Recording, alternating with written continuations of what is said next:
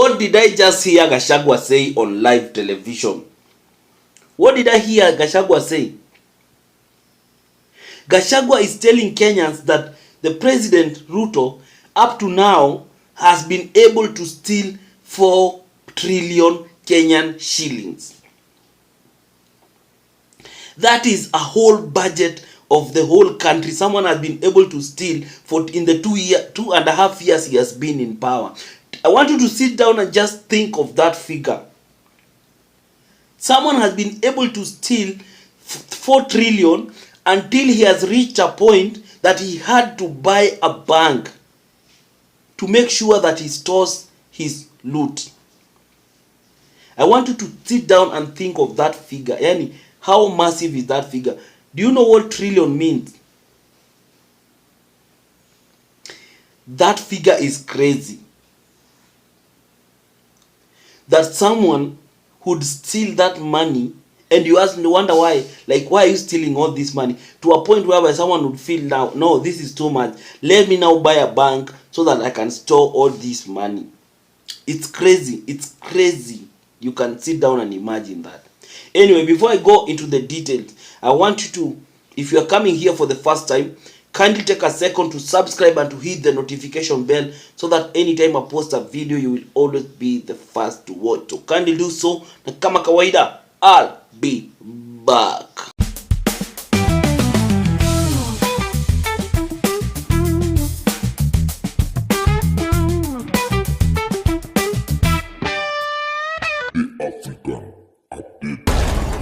Thank you for everyone who has subscribed, and for the return subscribers, I really appreciate you. And for those people who are coming, who are sending something in my number here, thank you so much. I really appreciate you. Now, I want you to imagine the kind of loot that someone is committed, the kind of stealing and the kind of needing that someone is committed to do for you to be able to accumulate a total wealth of 4 trillion in 2.5 years. I want you to imagine that figure. And that's why you remember there was a time that there was a rumor, there was a nini in the Standard that 1.3 trillion went missing without a trace from the National Treasury. I want you to imagine that. Because this is just sad. If you are in this country and you can hear some of these things, it is just sad for you to, like, these are just one of those sad days when you listen to something and you're like, really 4 trillion for what? You grabbing land everywhere, stealing, taking land everywhere, turning everything into your own property, even diverting an airport that was supposed to benefit the people of Narok. Unaidivert inaenda kwa shamba yako. Surely. Anyway, guys, I want you to watch these videos.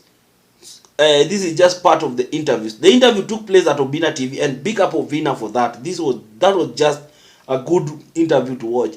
So I want you to watch this interview, this part of the interviews, and then I'll come back and then we'll do our critical analysis and then to Rudy.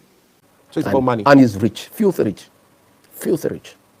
In the last 2 years, in my estimation, when I look around, he must have made 3 to 4 trillion. Yeah. It's filthy rich. And I think that was his dream. I don't think he cares about this country. I'm not sure anymore he cares. Because people are making noise, he's not interested. People are raising issues, he doesn't bother. But he's rich, that he has achieved. Rich, filthy rich. Story? I saw the story, I wouldn't be surprised. I wouldn't be surprised. These people have appetite for land and buildings. Serious appetite. And I don't even know how much land they want. The other day they took land for IDPs in Davivi, 5,000 acres, land that was meant for IDPs. He has grabbed it by force. And nobody can ask any question. If you go to that area in Narok, the land would be like 6,000 acres, where 5 people were shot dead the other day. He has taken that land. It's in public domain. We have the information. You have watched the interviews. You have watched those videos. And first and foremost, let me say that Mimi, as much as Gachagua is not like the holiest of them all. Gachagua pia ako na nini yake, but I thank God for us having an opposition leader like Gachagua. Gachagua is doing more than Raila can do. Because the kind of exposure Gachagua is giving Kenyans, trust you me, Gachagua is telling us exactly how this government is rotten. And if there was ever a reason for you to wake up in the morning and to make sure that this government goes home, then these are some of the reasons. Because you tell me, why would someone still in a country that is struggling, in a country that is suffering, in a country where people are literally struggling, why would someone have the appetite of stealing all that kind of money? This is just reminding me of none other than Mobutu Sese Seko Kukubendu wa Zambanga of DRC. Because that man, the things he alikuwa anafanya and the way he used to run the treasury, the country's treasury and the country finance, he alikuwa na Iran is as if it's own, ni kama ni pesa yake, it's its own pocket money. I feel like that is what is happening. Because someone will steal all that money, yet in this country, we don't have even budget for examination for our children. Things that we have never heard of ever since this country started. And the members of parliament are just silent. They are just clapping. At what point will they wake up? That is the question I keep on asking. At what point will the members of parliament wake up and realize that this country is going to the dogs? At what point will the people like Raila Odinga ever wake up and realize that this country is being eaten, is going to the dogs? They keep on praising this man. They keep on heaping praises and everything. Yet the country is going down. Gachagua might be lying, but all these things are tied. And one ask yourself, why is Gachagua saying 1.3, is saying all this? Yet a while back, even without the influence of Gachagua or anything, it was revealed that 1.3 trillion was withdrawn from a bank. From the National Treasury, sorry. Na hiyo pesa ikaenda missing. Imeenda wapi? Just recent here, when Mbadi is still the CS of finance, a whole 1.3 trillion was withdrawn. It was there in the newspaper. It was there in the Standard.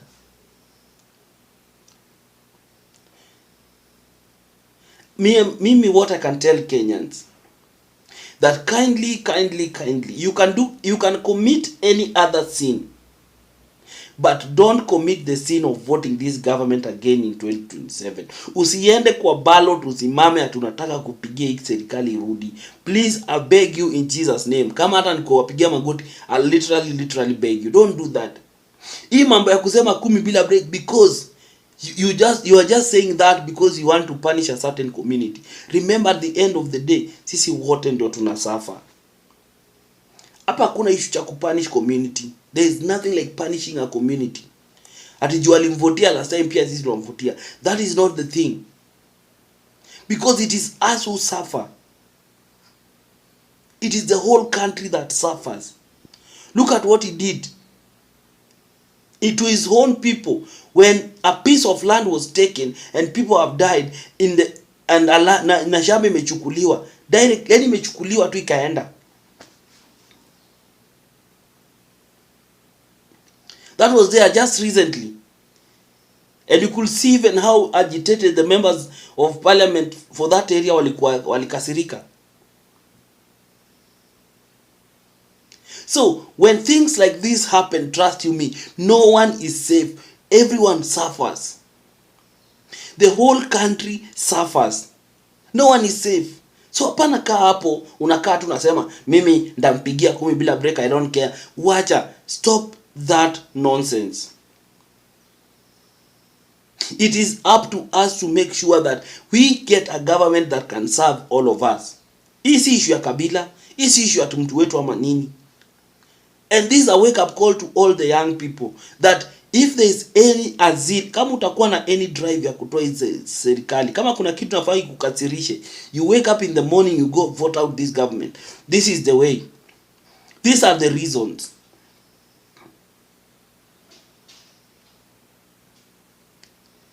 So I want you people to sit down critically and analyze easy, because if you sit down critically and you analyze some of these things Gachagua are saying, there are some deep truth into them. Because this is a man who has worked with this person, and anamuelewa. This is a man who still has intelligence that he receives.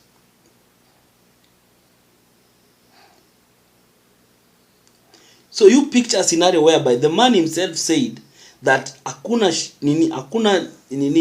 any national asset will be itauzwa, that this sugar sector will not be sold to an individual. This was the same man who said the same. He said these things a while back, until akasema that the person who is now buying, the person who has now bought some of these things, some of these sugar factories, he said three things. Alisema akona options ngapi? Tatu. You can remember the option that he said. But look at what is happening now.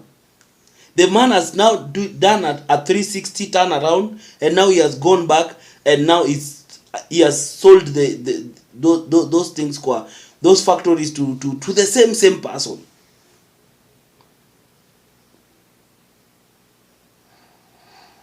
Yani everything is just business. Everything is just what can I eat, what can I take, what can I need. Everything is just business. And it is sad. It is sad that we still have Kenyans who sit outside there and keep on telling us that kumi bila break. It is okay. You can push it on our face the way you want. But trust you me, at the end of the day, James Orengo always said and kept on saying that this government that you keep on voting for will punish you more than it will punish anybody else. Look at now from the people from Central. They are being punished more than anyone else who voted for them. But at the end of the day, what are the consequences? We all suffer the consequences. Kenyans need to realize one thing, that if we don't stand up for ourselves, no politician will stand up for us. It is time we stand up as Kenyans and we get united and we say that we don't need this kind of leadership again. Because trust me, if Kenyans are united and we are determined, no amount of money, no amount of bribing, no amount of bullying and will change the will of the people. If people are determined in 2027 to change the system, it will change, trust you me, it will change. Because the most difficult thing for any person to do will be to steal that election. Because I'm telling you what I know, with all that loot, this government inataka kumwaga pesa in 2027. That the government will have a lot of money that is going to itamwaga huko nje for campaign. It's going to bribe and try to buy each and everyone. People are going to be bought. Bloggers are going to be bought. Everyone is going to be given money. Money is going to be thrown at you freely to create a narrative that this government is popular. Advertisements are going to be run in 2027 to clean the image of the president, to make him look like he's a saint. And if you are blinded,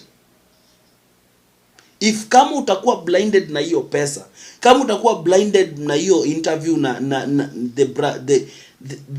the branding and everything and all the image and all the things that will be shown, that is how you are going to vote in this government. And then you are going to brought in another problem. The government is going to try to even use money to clear all the negative things that zimekuwa kwa internet. And that's why it is very important that people, some of these things that we are recording, the nini, whenever ikifika 2027, we have to keep on reminding people how this government has failed them. Because in 2027, we have one duty and one duty alone, to wake up very early in the morning and to make sure that we go to the ballot and send this person at home. Because we can't be running a country like this seriously, to a point whereby someone feels like he has a lot of money, he can buy a bank to store his own loot, to store his own money. And you wonder why hatuna pesa, all sectors are collapsing. And unajua that is how people that is how people make sure that they need their power. You know that, okay, technically that's how dictators operate. First they make sure that they control the finance, or they make sure that pesa zote ni yeye ndio anashikilia. And once atakuja in his second term, trust you me, he's going to use all his power and his resources to make sure that he changes the constitution. He removes the term limit. He does some very radical changes because he will have the money.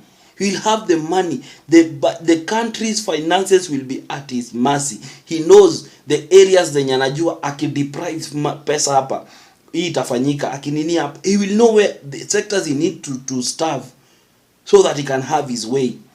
He will starve the judiciary of finances, and then the judiciary will have no option but the judiciary will be on its knees. And then he will tell them, if you want money, this is what I need to do. This is what you need to do. So you people think critically. This parliament that you see, the guy will have enough money to even bribe the county assemblies wapitishe hiyo nini ya referendum. And once this thing goes to the referendum, he will use its resources and money to make sure that he overturns the will of the people and he gets his will, and he overthrows the term limit or whatever thing you want to change in the constitution. And that is how you people, you bring forth dictators, people who rule you forever. That is how you do it, trust you me. First, you let him have the will, akuwe na pesa, enough money to make sure that he can do whatever he wants. You let him have that power. So this accumulation, and you feel like this linear, trust him, it is not for a wrong cause. It is for a cause. These things happen for a cause. So people like Gachagua, when they speak, you need to sit and listen. Especially the young people, you need to sit and listen. Because 2027 mtarushiwa pesa. Pesa itakuwa. Pesa itakuwa. Kani pesa tu, pesa itarushwa. But that one will be to brainwash you. So, as I conclude, I want you to understand one thing. That commit any other sin, and I beg of you, commit any other sin, but not the sin of bringing this government again. Because with this is that one will be the only opportunity we will have to save this country. If we fail in the ballot, trust you me, the next term it will be more ruthless. It will be more things will be done sasa na kifua, and there will be nothing you people will do. So the only time you can speak is to speak on the ballot. So yo mambo ya 10 bila break, drop those nonsense. If we have time to unite and bring forth this country, yo mambo ati unataka kupunish community, stop that nonsense. We are all suffering. Even the people from Rift Valley are suffering. No one is safe. Kindly take that and put it into your head. No one is safe. When the government goes rogue, everyone suffers. No one is safe. So listen and listen carefully. As I conclude, I want you to listen, take that to the bank. No one is safe. So hakuna haja kuja kutuambia hapa 10 bila sijui nini, 10 bila nini. No one is safe. So thank you, and you can put your views in the comment section, but as always say, remain as respectful as possible. Do not insult anyone, do not attack anyone. Put your views in the comment section, na kama kawaida, I'll see you next time. Bye.